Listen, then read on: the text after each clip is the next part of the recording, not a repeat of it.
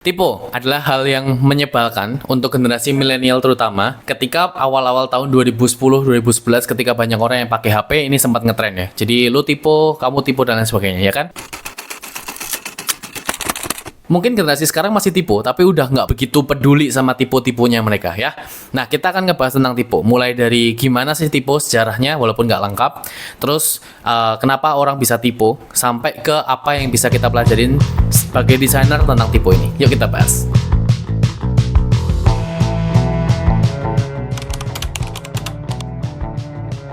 Oke, jadi kalau kita ngomongin typo, sebenarnya typo itu apa sih?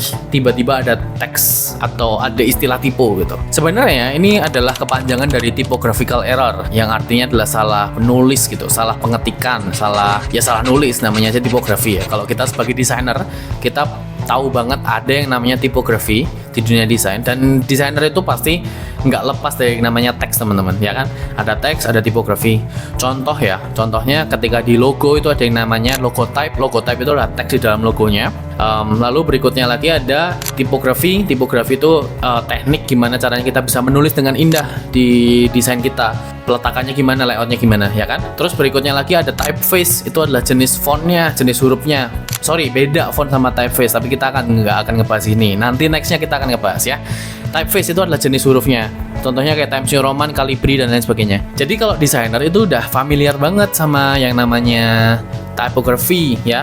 Nah, typo itu adalah typographical error atau kesalahan penulisan. Kalau kita bukan desainer, kita juga nulis dimanapun, di WhatsApp, di blog, di kertas, mungkin itu ada typo-typonya juga, ya kan? Sebenarnya apa sih penyebabnya typo? Nah, penyebabnya typo itu ada banyak sebenarnya, tapi kalau saya simpulkan itu ada dari bahasa, dari psikologi, sama dari device-nya. Kalau dari device, ya kita tahu ya ada beberapa HP yang mungkin tidak begitu tinggi speknya, jadi ada beberapa tombol yang susah untuk diklik, ya kan. Terus kalau ada beberapa keyboard juga yang udah rusak mungkin, terutama di warnet, ya kan. Itu kita akan ngekliknya agak susah tuh, jadi agak typo-typo dikit, ya kan. Terus ada dari psikologi juga. Kadang-kadang kita tuh kalau mau nulis sesuatu kepikirannya hal yang lain, jadinya hal yang lain, karena pasti sering banget ngerasain. Ada beberapa yang berbahaya banget sih, tapi nggak akan aku share di sini karena kita nggak ngomongin itu ya. Tapi ada yang bahaya banget.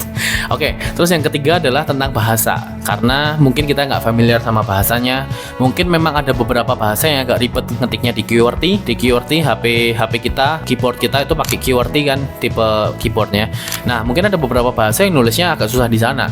Mungkin Indonesia adalah salah satunya, I don't know. Ada beberapa teks yang sering dipakai dan ada beberapa huruf yang sering dipakai. That's why di QWERTY itu dipisah-pisah antar hurufnya. Oke? Nah, lebih dalamnya kayak gini.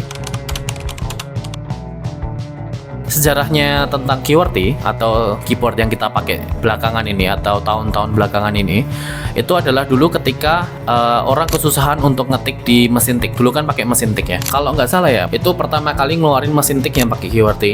Dan QWERTY itu diciptakan sama Christopher Latham Souls yang menemukan QWERTY pada tahun 1868. Jadi udah sekitar 100 tahun lebih ya dari sekarang gitu.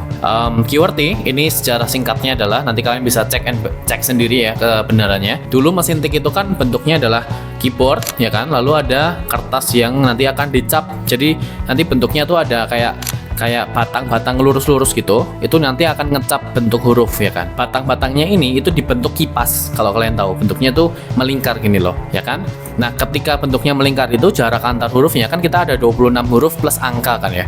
Jadi 10 tambah 26 36 tombol.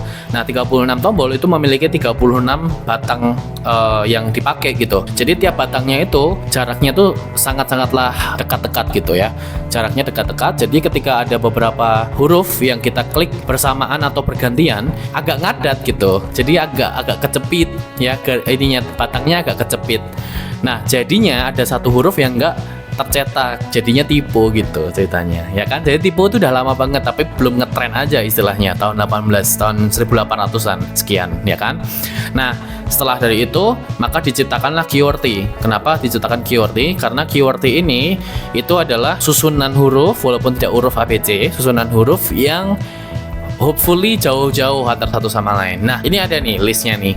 Listnya adalah ada beberapa huruf yang sering dipakai di bahasa Inggris ya. Jadi ini patokannya bahasa Inggris karena penciptanya adalah orang Barat gitu. Jadi bukan orang kita, bukan Asia. Ada beberapa huruf yang sering dipakai. Yang pertama 6 ya, 6 yang pertama itu adalah etaoin. 7 yang pertama.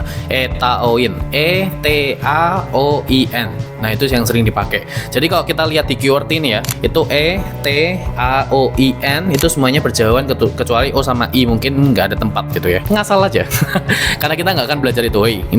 Kita nggak akan belajar keakuratan infonya ya. Nanti kalau kalian mau akurat infonya, kalian bisa cari sendiri. Kita akan belajar yang lainnya. Itu adalah beberapa huruf yang sering dipakai. Ditambah bahasa Inggris itu ada yang namanya adalah bigram frequency. Bigram frequency of the most common letter bigrams in a large English corpus. Maksudnya adalah, jadi di bahasa Inggris itu ada huruf-huruf yang berpasangan yang sering dipakai. Contohnya kayak TH untuk the gitu kan ya. HE, he, ada IN dan lain sebagainya. Itu sering dipakai. Nah, huruf-huruf ini yang berpasangan ini itu kalau kita lihat juga agak berjauhan tuh, kayak TH itu berjauhan. Tuh ada HE itu berjauhan, IN dan ER itu juga berjauhan gitu. Jadi QWERTY diciptakan supaya nggak begitu banyak huruf yang sering dipakai yang berdekatan. Makanya dia jadi nggak ngadat gitu. Sampai sekarang dipakai tuh QWERTY. Kita bisa belajar apa sih dari sejarahnya QWERTY ini?